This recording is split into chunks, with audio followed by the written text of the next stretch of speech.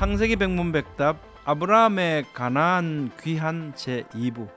여러분의 구독, 좋아요, 알림 설정은 이 사역에 큰 힘이 됩니다. 안녕하세요, 김홍석입니다.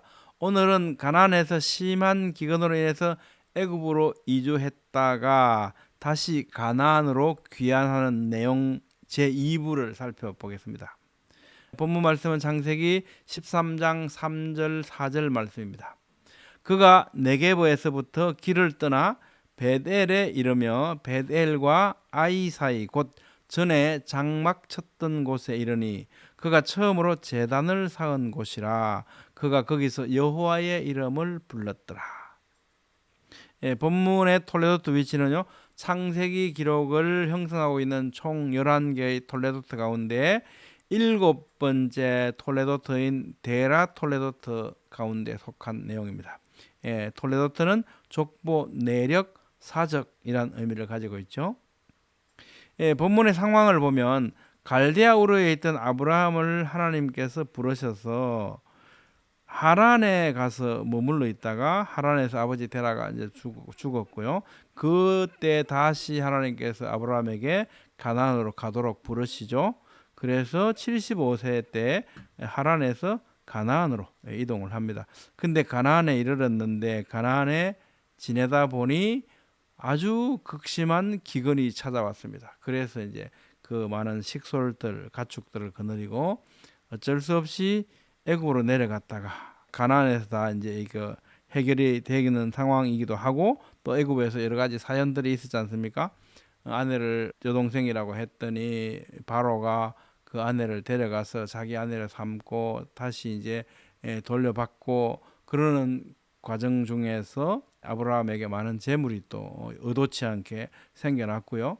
하나님께서 그렇게 옮겨주신 거죠. 그래서 이제 바로가 떠나라. 그래서 이제 애굽에서 떠나게 되는 거죠. 그렇게 해서 이제 애굽에서 가나안으로 돌아오는 이런 여정 가운데 있는 겁니다. 오늘 상황이. 그가 네게브에서부터 길을 떠나 베델에 이르며 베델과 아이 사이 곧 전에 장막 쳤던 곳, 전에 밧테힐라인데요. 테힐라는 처음, 시작이라는 의미를 갖고 있습니다. 그러니까 따라서 본문은 전에라고 번역했지만 실제로 처음에라는 뜻입니다. 이것은 아브라함이 처음으로 가나안에 올 때를 의미하는 거죠. 하란으로부터 하나님께서 떠나라 해갖고 이제 이동해서 가나안으로 온 처음에 그때를 의미하고 있습니다. 이것은 정확한 위치와 함께 처음 가나안으로 인도하셨던 그 장소를 그리 돌아오게 하셨다는 것을 의미하고 있습니다. 베델과 아이 사이, 이거 사해, 염해고요. 여기 요단강이지 않습니까? 요단강이고 여기 헤브론이 있고요. 그 다음에 여기에 이제 베델, 그리고 그 오른편이 아이가 있습니다. 일이 왔다는 거죠.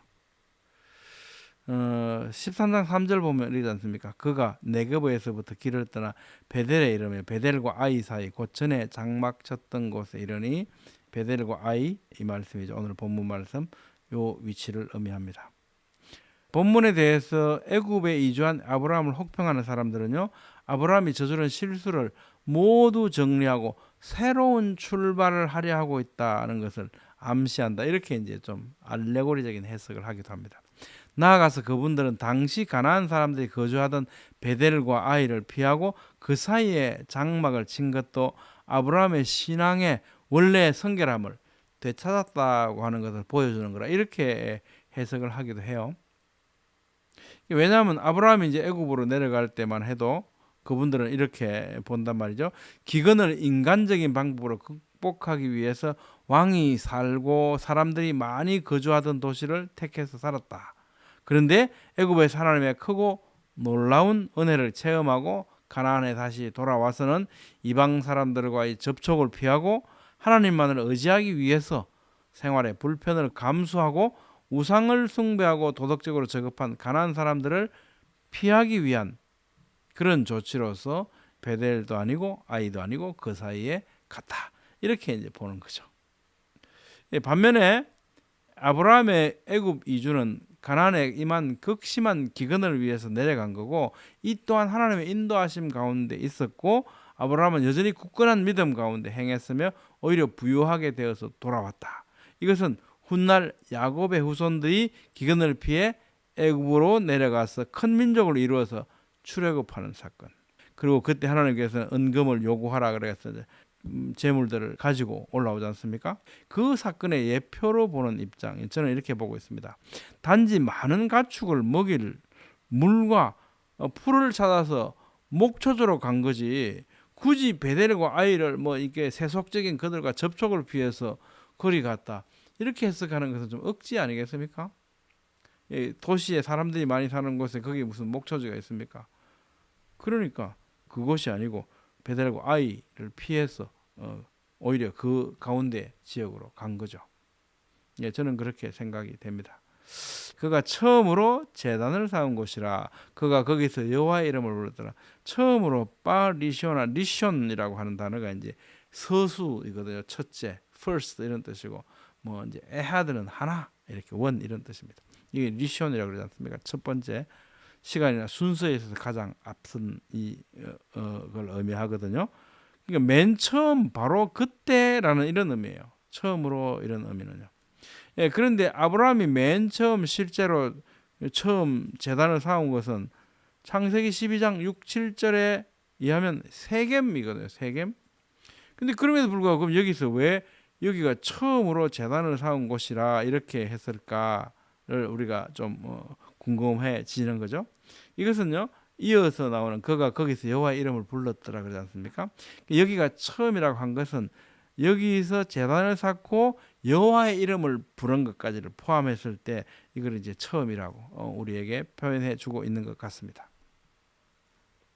제단을 한 미츠 빼하흐인데요, 구약 성경에서 401회 정도가 사용된 미츠 빼하흐는요, 우리가 제단이라고 번역을 하고 있는데 희생을 위해 죽이다는 뜻을 가진 자바흐에서 유래해서 희생 제사를 드리는 장소를 의미합니다.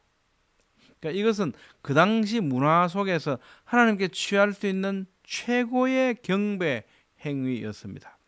예수님께서는 우리를 위해서 단번에 자신을 제물로 드리셨다고 히브리서 9장 26절을 말씀하죠. 그러니까 이제는 예수님을 믿는 그 믿음이 곧 제사다라고 볼 수 있겠습니다. 여호와의 이름을 불렀더라. 직역하면 그리고 그가 여호와의 이름을 불렀다인데, 여기서 중요한 것은 계속적 와우에 대한 해석입니다. 그러니까 아브라함이 전에 장막 쳤던 곳에 도착한 일과 그가 거기서 여호와의 이름을 부른 일이 바로 이어진 것임을 나타내고 있습니다.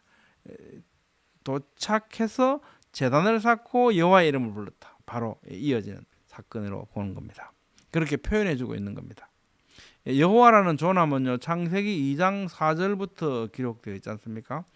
이것이 천지가 창조될 때 하늘과 땅의 내력이니 여호와 하나님이 땅과 하늘을 만드시던 날에.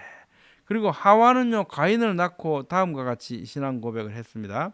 아담이 그의 아내 하와와 정침함에 하와가 임신하여 가인을 낳고 이르되 3인칭 여성 단수죠.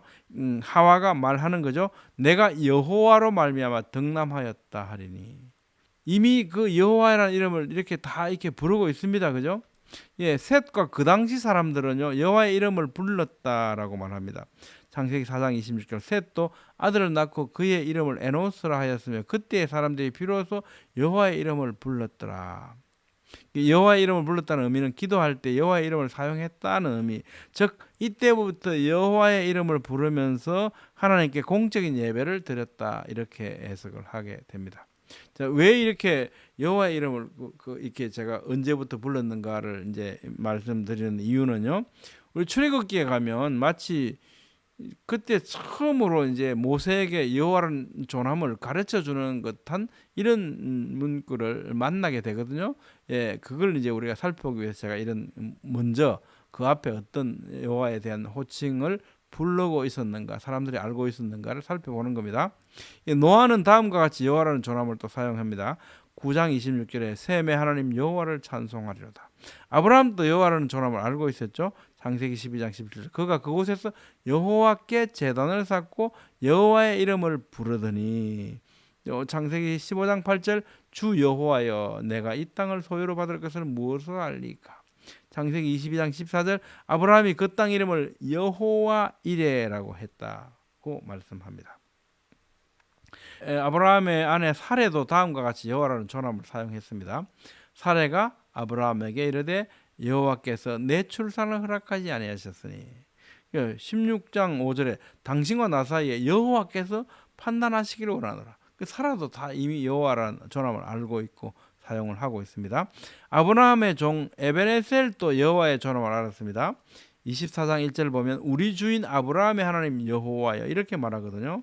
또 24장 40절, 42절, 44절, 48절에도 쭉 여호와라는 존함을 사용하고 있습니다. 라반도 여호와라는 존함을 알고 있습니다. 창세기 24장 31절 라반이 이르되 여호와께 복을 받은 자여. 또 30장 27절 37장 49절에도 라반이 여호와라는 존함을 사용하고 있습니다. 또 버두엘도 여호와라는 존함을 알고 있었습니다. 24장 50절 라반과 버두엘이 대답하여 이르되 이 일이 여호와께로 말미암았으니 이렇게 말하거든요. 이삭도 여호와라는 존함을 알고 있습니다.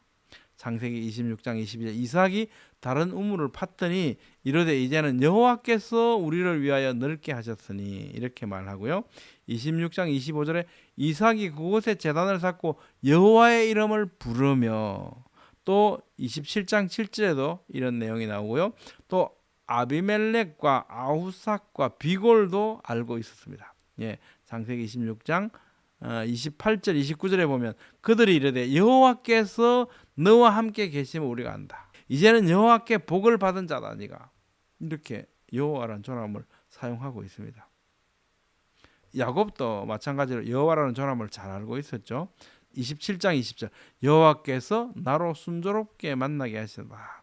28장 13절 나는 여호와니 너의 조부 아브라함의 하나님이요 이삭의 하나님이라. 또 30장 30절 말씀에도 있고요. 28장 16절에 야곱이 이르되 여호와께서 과연 여기 계시거늘. 또 29장 21절 32장 9절 38장 16절 49장 18절 등 너무나 많은 곳에 여호와 하나님을 이 야곱은 이미 알고 있다는 걸 우리에게 알려줍니다. 레아도 알고 있었죠. 창세기 29장 32절에 레아가 이르되 여호와께서 나의 괴로움을 돌보셨다. 또 29장 32절 33절 35절에도 계속 레아는 여호와 하나님의 존함을 잘 알고 있음을 우리에게 보여줍니다. 자, 그런데 출애굽기에 보면요 하나님께서 여호와라는 이름을 처음으로 알려주신 듯한 느낌을 들게 하는 본문이 있습니다. 그래서 이렇게 살펴본 겁니다. 출애굽기 6장 2절 하나님이 모세에게 이르시되 나는 여호와이니라 내가 아브라함과 이삭과 야곱에게 전능의 하나님으로 나타나서나 나의 이름을 여호와라는 그들에게 알리지 아니하였다. 이 무슨 말씀일까요? 다음 시간에는요 여기에 대해 살펴보도록 하겠습니다. 여러분 어떻게 생각하십니까? 오늘은 가나안에서 심한 기근으로 인해서 애굽으로 이주했던 아브라함이 다시 가나안으로 이주하는 내용 제2부를 살펴봤습니다. 이와 관련해서 다음 시간에 여호와라는 존함이 언제 알려진 것인지 살펴보도록 하겠습니다. 감사합니다.